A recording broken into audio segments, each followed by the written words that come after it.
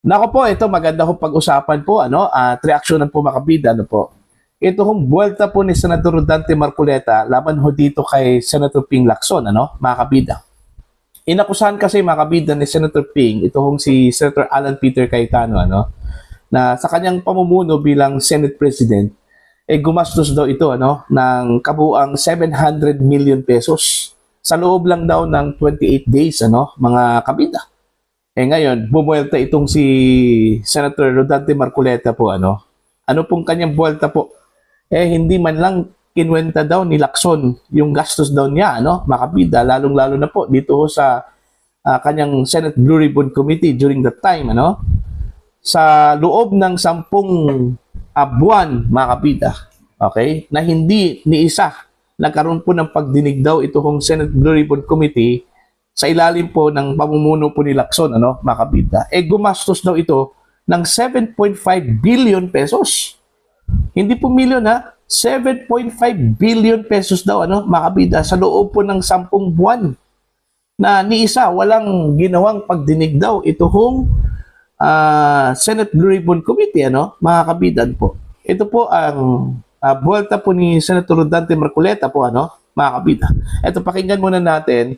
Ito hong naging pahayag po ni Senator Marcoleta sa kanyang program, Senate 25 po, mga kabida. Pamumuno ni SP Alan na 28 days ay gumasta ng 700 million. Oho, 720 million daw in 28 days. 700 million in 28 days.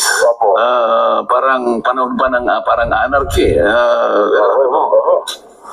At ang nangyari lang ay nagkaroon para ng isang paghihiring na hindi naman talaga inauthorize.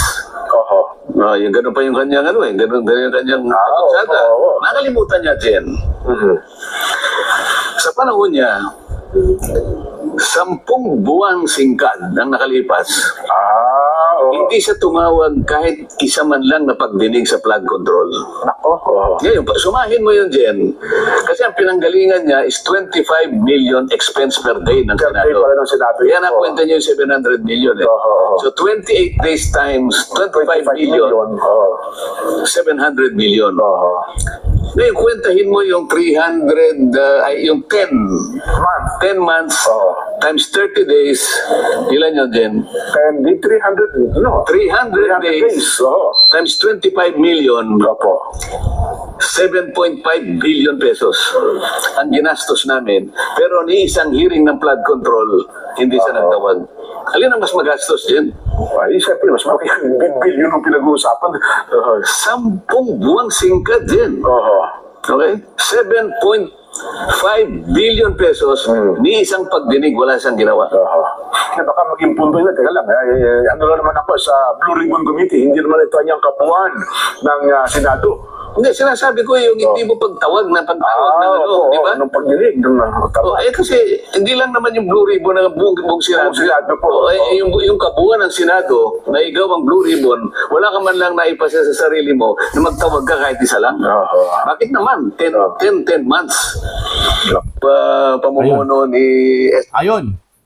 So, kung ikukumpara mo, mga kabita, yung gastos, ng pamumuno po ni Cayetano, in 28 days, nasa 700 million pesos lang po ito, mga kabida. Pero kung kukwentahin mo, yung pamumuno po, mga kabida, ni Senator Ping bilang chairman po ng Blue Ribbon Committee, na ni isa daw, hindi daw siya nagtawag po ng pagdinig, within 10 months, for 10 months, mga kabida, 7.5 billion pesos. Okay? Ano po nangyari doon? Wala hong pagdinig na nangyari for 10 months, pero umabot ng 7.5 billion pesos. Ganun po ba yun? Yun yung pagkakaintindi ko po dun sa sinabi po ni Senator Marcoleta po, mga kabida. Tsaka, mantakin nyo isang araw, mga kabida, 25 million pesos yung gastos po ng Senado. Ganun po ba yun? Ganun kalaki? Ano ba yung ginawa po nila doon sa 25 million? Bakit ganun po kalaki yung gastos po nila sa isang araw, mga kabida? O sa lahat ng pagdinig yon? Kasi gusto kong malinawan doon mga kabida. Yung 25 million pesos ba na gastos ng Senate, Sa lahat ng mga pagdinig yon ng mga komites o isang komite lang yon, ano? Kasi hindi ko maintindihan po kung bakit ganun po kalaki ang gastos eh. Sa isang araw, 25 million pesos po, ano? Mga kabida, mantakin nyo yan, kalaki. You see? Oh. Kung totoo yung sinabi po ni Senator Dante Marcoleta, no, mga kabida, na gumastos ng 7.5 billion pesos, okay? Ang Senado, mga kabida, sa loob ng 10 araw na walang pagdinig ang Senate Blue Ribbon, eh matindi po yon. Okay? Matindi po yon, mga kabida. Okay? Mas matindi pa po doon ho sa 28 days na 700 million pesos. Kung saan po ang base ng kwentada, mga kabida, ay 25 million pesos per day. Ano? Alright? Matindi po yon. Ganun po ka extravagant, ano? Ang Senado, mga kabida, ano po? Ito, tanong ko lang po ito, ano? Okay? Kasi, ang narinig ko lang po, clip lang kasi ito, ano? Mga kabida, ng program. Courtesy po ito, mga kabida, ng page po ni Dare to Us, ano? Ang nakalagay kasi dito sa kanyang post, alright? Sa panahon ni Ping Lacson, 10 buwang singkad ano ang nakalipas, hindi siya tumawag kahit isa man lang na pagdinig sa flood control. 7.5 billion pesos ang ginastos namin, pero ni isang hearing sa flood control hindi siya nagtawag. Ayan.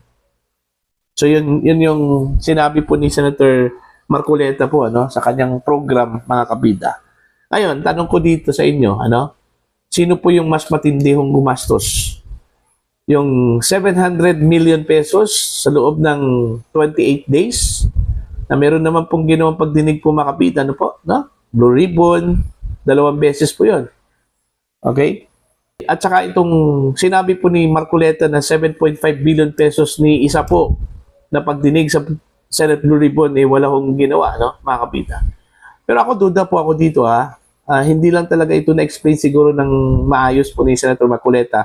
Ang duda ko lang po dito, kasi hindi ako naniniwala po na sa isang committee lang po yon, ano, na pagdinig 25 million pesos a day. Okay? Yung gastos, ano, mga kabida, hindi ako naniniwala po doon, ano. Okay? Most probably, baka kabuuan na po ito, ano, ng mga committees sa isang araw.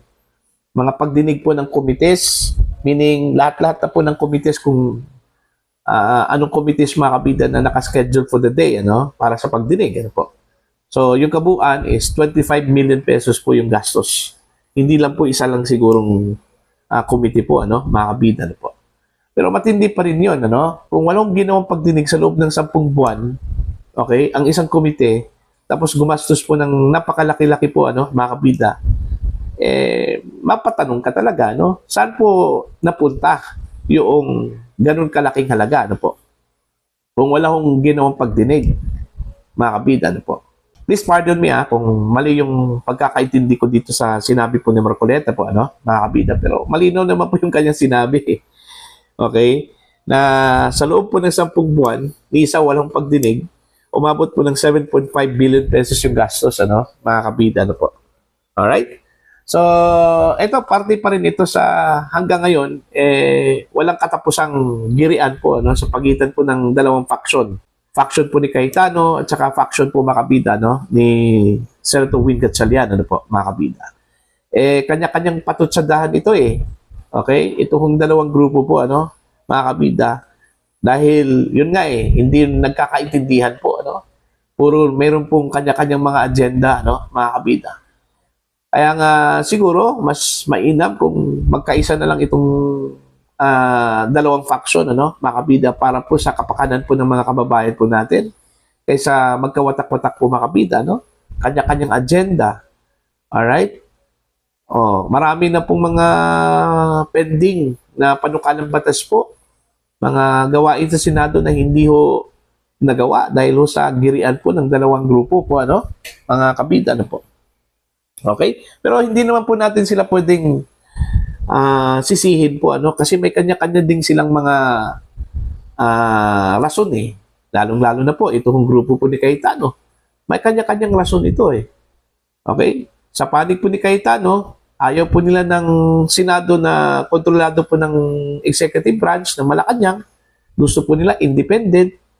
Okay? Which is, tama naman po. Kasi ang Senado, supposedly, independent sana yon from the executive branch, ano? Mga kabida. Kaso ang lumabas ngayon, parang sunod-sunuran na lang po kung ano man po yung dikta po ng executive branch, ano? Mga kabida.